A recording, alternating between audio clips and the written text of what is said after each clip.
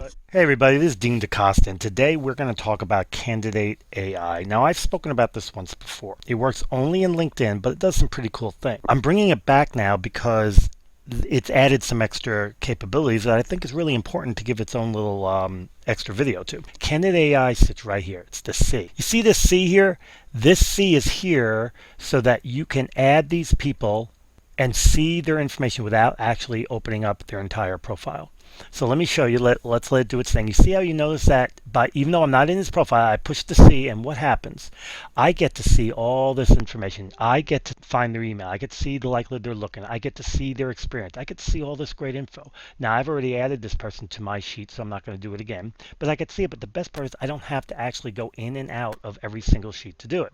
So I'm going to drop down to another person. I'm going to drop down to Ted Kellerman. And look what it did. It found he lives in Akron, Ohio. More likely he's looking, experience level, all sorts of neat stuff. Sometimes it even gives you salary range.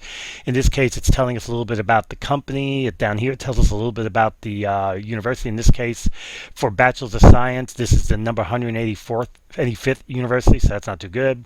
A place to save notes. All sorts of neat stuff. And of course, you can save them to a Google Sheet. And of course, you can find their email, which is right there. So what I'm going to do is I'm going to drop down here and find somebody I haven't looked at before, hopefully. We're going to go with Matt Stemmen. Now, Matt Stemmen works at Thermo Fisher. I'm actually opening his profile this time instead of doing it from within the search results. And the reason I'm doing this is because I want you to see what I'm talking about as far as what it does and doesn't do. We open up Candidate AI, and it's thinking. And as you can see, it says save to Google Sheets, so I haven't done it. There's his email. Here's his likelihood he's looking, not looking, a little bit about his experience and all that. So if I put save to Google Sheets, the candidate is now saved. If I open the sheet, which is what I'm doing now remember, this is all in Google Sheets, there is Matt Stemmen right there, where he lives, his direct link, not his recruiter link, Gmail. He's a Java character. He works for Thermo Fisher. He's been in the role for about 8 months. And then all this other information that can be attained from them, salary range if it's available, all this stuff right here, and the date he was added. If you have a note, the note will appear right there. In this case, these two people I have notes on. That's what Candidate AI does for you.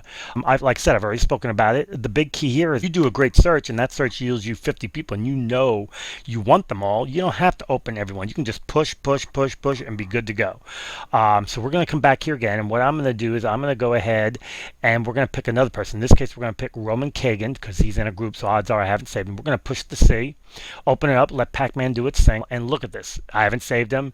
He's in San Francisco. He's not likely to be looking. There's his expertise, his education, along with all the notes.